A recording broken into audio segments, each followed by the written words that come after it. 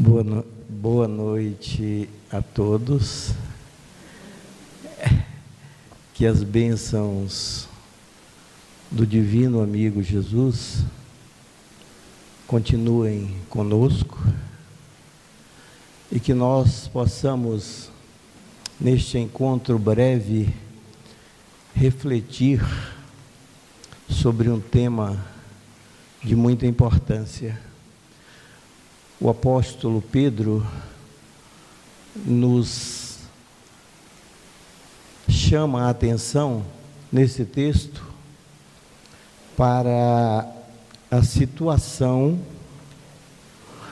que ainda é comum e naquela época, há 2000 anos atrás, não era menos, que é a questão do nosso olhar. Como vemos, como percebemos. E esse tema, no início, deve nos levar a uma reflexão inicial muito significativa. Quando olhamos, quando vemos e o que percebemos, temos a impressão de que seja a verdade. No entanto, os mestres nos ensinam que vivemos em ilusão e que, portanto, não temos acesso a um grau elevado de verdade. Percebemos alguns vislumbres, alguns mínimos aspectos da verdade. Lembro-me de uma fala do nosso irmão Divaldo Franco, em que ele, certamente querendo causar um efeito maior no auditório, mas que não deixava de ser plenamente verdadeiro, dizia: o que é, não vemos, só vemos o que não é. Porque o que é se encontra numa situação passageira,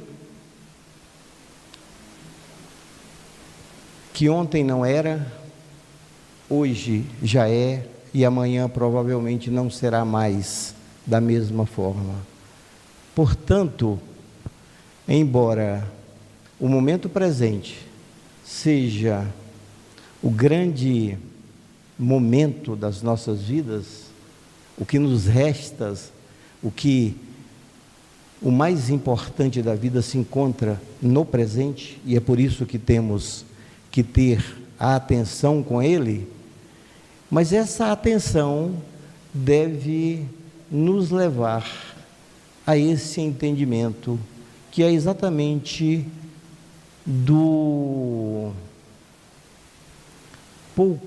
da pouca evolução, do pouco conhecimento, do grande desconhecimento do que verdadeiramente é. A realidade que se nos apresenta ainda é um vislumbre de uma realidade maior. No entanto, é com ela e nela que precisamos estar e trabalhar. E o apóstolo Pedro nos chamava a atenção para esse olhar de corrupção, para esse olhar de maldade, para esse olhar de intolerância, para esse olhar de abuso, para esse olhar equivocado, que era comum àquela época e que ainda continua sendo, na maioria das vezes, o nosso olhar. Lendo um texto do Eckhart Tolle, no livro Praticando o Poder do Agora, me deparei com uma instrução que pode nos colocar em contato com essa questão. Quando ele nos chamando a atenção para o presente, para o agora, ele nos ensina que um dos maiores problemas que a humanidade tem, que é o medo. Toda a mídia investe para que tenhamos medo de ficar sem casa, medo de ficar sem plano de saúde, medo de ficar sem a saúde, medo de ficar sem o companheiro ou companheira, medo de ficar sem dinheiro, medo de tantas coisas. É uma realidade em nossas vidas. Pode ser que alguns de nós ainda não tenhamos olhado para essa questão, não tenhamos colocado o nosso olhar para isso e observado desta forma. Mas é possível que seja mais ou menos assim mesmo, que a gente tenha medo de quase tudo. E todo o movimento daqueles que mandam informações para o povo é exatamente nesse sentido, para que tenhamos receio de um determinado governante, para que votemos ou deixemos de votar no outro por uma questão ou por outra. E questões inúmeras terminam nos atemorizando. Recentemente, tive contato com uma família que, embora seja uma família de recursos razoáveis, se encontravam endividados porque o plano de saúde agora passou para quase R$3.000, um plano de saúde de uma pessoa mais idosa, e tinha alguns naquela família, e que, portanto, quase a renda das pessoas, mais de 50% das pessoas estava com a renda comprometida por causa do plano de saúde. E essas pessoas achavam que era preferível sacrificar outras coisas que eram muito importantes, mas que não queriam perder a segurança do plano de saúde. Observemos bem, ouçamos bem, perder a segurança que um plano de saúde nos dá. E eu, ouvindo isso, eu até fiz um comentário, porque há algum tempo atrás, uma pessoa também do nosso conhecimento era portadora de um plano de saúde desses dos mais caros, e de repente sofreu um pequeno acidente, se engasgou com um ossinho de galinha numa sopa às 7 horas da noite. E então, como era portadora de um super plano de saúde, foi a esses grandes hospitais, né? Que aqui em Brasília nós sabemos quais são os mais famosos. E após passar por todos esses hospitais, terminou na enfermaria do hospital de base, aonde, depois de alguma demora, foi atendida, porque nos hospitais top não se tinha um médico daquela especialidade. Eu estou colocando isso para que a gente veja onde, às vezes, a gente coloca a nossa segurança. Às vezes a gente coloca a nossa segurança numa conta bancária, às vezes numa amizade. Ah, não, mas fulano é meu amigo. E aí, esse olhar, isso é que nós queremos trazer hoje, esse olhar nosso tão equivocado, tão iludido a respeito de tantas coisas. Como seria o olhar de Jesus, que é o nosso modelo, que é o nosso propósito, que é o nosso guia? Vamos lembrar de uma situação que é do conhecimento de todos nós, quando lhe é apresentada a mulher encontrada em adultério, e que é apresentada apenas ela, mas não é apresentada quem se encontrava com ela em adultério. Possivelmente naquela época deveria ser um homem. E ela foi apresentada porque era o costume da época.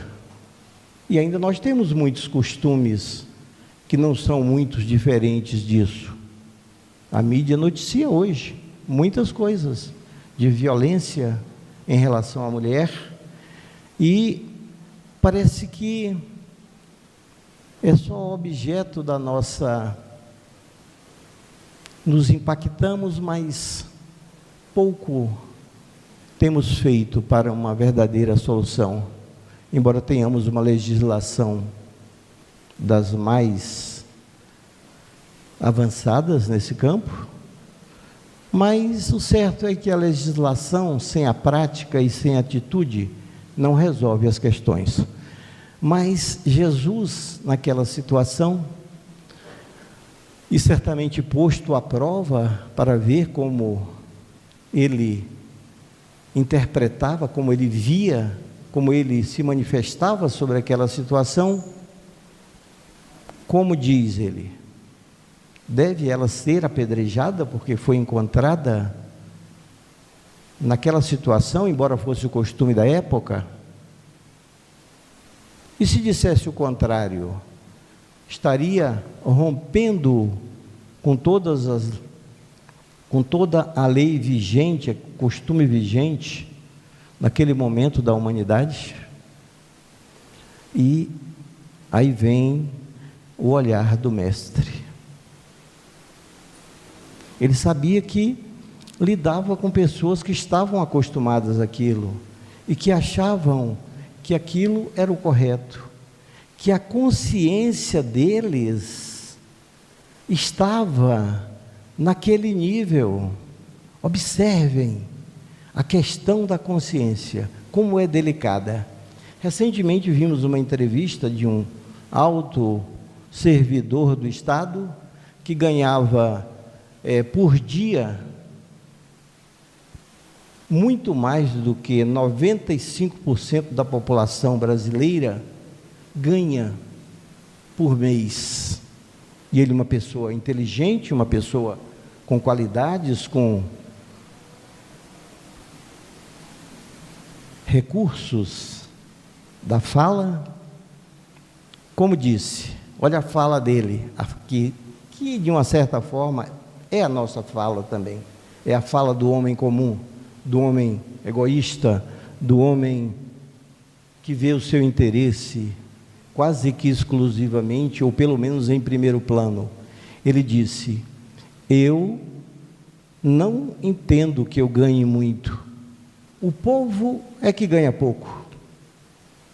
Olhem, isso é um nível consciencial, e nós não estamos querendo entrar no mérito, nem estamos querendo confrontar essas situações.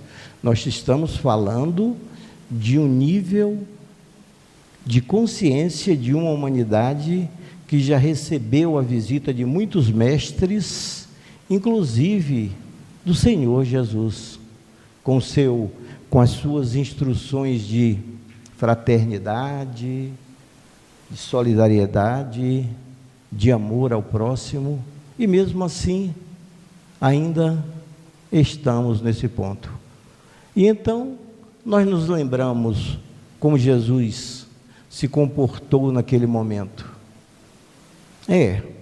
Esse é o quadro que vocês me apresentam, do erro dela, da falha dela. Então, vocês já estão com as pedras na mão. Então, quem também não tiver erro, quem nunca tiver errado, que comece a atirar. Isso, certamente, dito por alguém que não tivesse condições morais, talvez não tivesse muita repercussão, muito efeito, mas dito pelo mestre, que era aquilo que ele era aquilo que ele vivia, e que, portanto, a sua fala era uma fala com propriedade, era uma fala de amor, era uma fala do que deve se fazer, porque o amor é isso. O amor é principalmente atender demandas necessárias e reais. Esse amor que muitas vezes a gente interpreta em coisas e picuinhas e falas sem um respaldo interno, fica distante do amor que é o verdadeiro, do amor que já é vivenciado por algumas criaturas que já passaram por aqui nos ensinando, e das quais Jesus é o exemplo especial. Então, o nosso olhar, como deve ser colocado em determinadas situações, como precisamos ver, como deveríamos sentir, como precisaríamos nos expressar. Numa reflexão primeira de que aquilo que nós estamos vendo necessariamente não é o que é apenas um aspecto que está sendo apresentado para nós. Segundo, a nossa capacidade de agir está de acordo com a nossa história, de acordo com as nossas experiências, de acordo com, muitas vezes, com os nossos interesses. E aí fica essa questão que é colocada para nós na noite de hoje, completando a abordagem que fizemos sobre o Eckhart Tolle no livro Praticando o Poder do Agora. Ele diz que vivemos amedrontados porque estamos vivendo fora do presente, não estamos vivendo o agora, não estamos com a nossa atenção voltada para o agora, porque a maioria dos medos, eles são medos imaginários, com base em informações que nós tivemos do passado e que poderiam ou não se repetir no futuro, acontecido com outras pessoas, e que a gente imagina que possa vir a acontecer conosco.